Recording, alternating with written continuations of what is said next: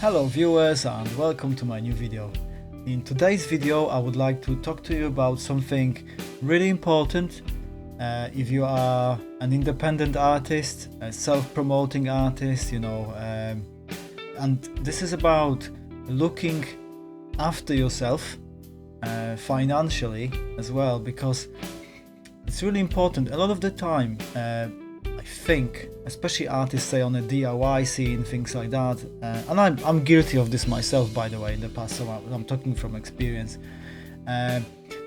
They tend to just get really excited about what they're doing. They just want to play music and it's fun, and it's hanging out with their mates and things like that, being in a band or that kind of thing, the whole creative process, and that's fantastic, and all those things are really, really cool, and I love them myself, otherwise I wouldn't be here talking to you today. But actually I have probably started putting more thought into when you do something that you love, of course, and you want to do it, and it might be just your hobby, or it might just be your kind of side hustle or that kind of thing. But in the end of the day, if you create something, and if you're an author, you're a creator, you're a writer, you're a songwriter, that kind of thing, it's always very helpful to ensure that all your rights are covered and you are protected for the future, in case anybody wants to use that music, for example, that you've made, you've produced, you've written, that kind of thing. And I think I'm going to be probably making more of these videos on these types of things, and I can actually show you what I've discovered, because of course this channel is for people like myself, or in a similar situation, independent artists promoting their own music, that kind of thing, and you can hopefully learn from my journey as well. But this particular video, what's inspired me to do it is a recent, what they call resurgence of Kate Bush. Okay, so Kate Bush is a fantastic artist from the UK. She was huge in the 80s.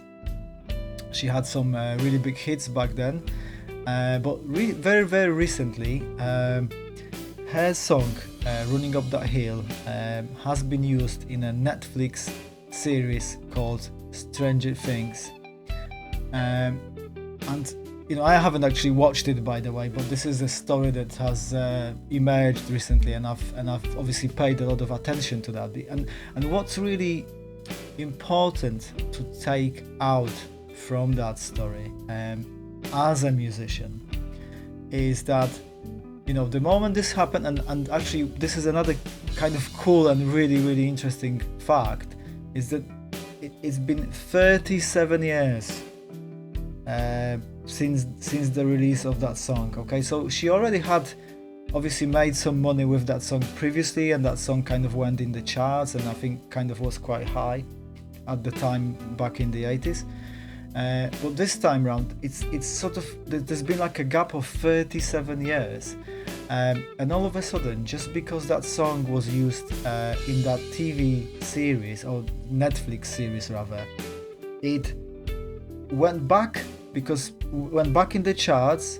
I think it topped like a number one in iTunes charts, if I'm not mistaken, and because all of a sudden, all these new young people have been introduced to her music, and effectively that meant like a massive spike on Spotify, on other streaming platforms. So basically she's been getting all these streams, like millions and millions of streams, which obviously has led to a huge source of income for her, all of a sudden. So this is absolutely fantastic for her, an amazing achievement, and obviously the song is great anyway in the first place, like I said. And Kate Bush, I've always considered her to be an amazing singer, and the songs are really, really cool and original.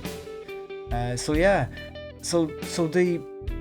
the thing to take out of that is that in the whole situation, how does this happen? Because I believe, at least, and this is something I've learned from another video that I've watched here on YouTube, that Kate Bush apparently owns all her publishing rights to her songs. So effectively, she must have like a publishing company of her own, and that's really key because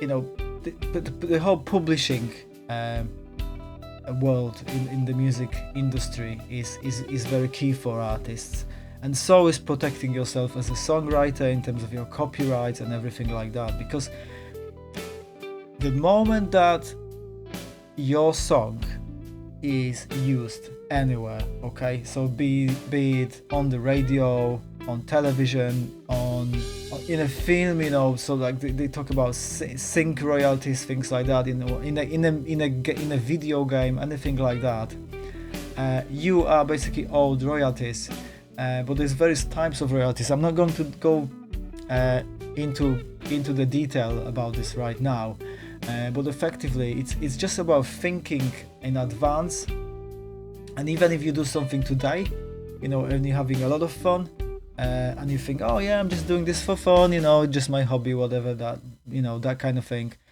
and then in 37 years, for example, that song that you wrote is discovered, and then someone wants to use it and someone wants to utilize somewhere, you know, then everybody will know where it came from, and they will be able to track it back to the source, and that source being you know. So if you made that song, if you wrote that song, if you performed on that song even, you know, that can be then traced.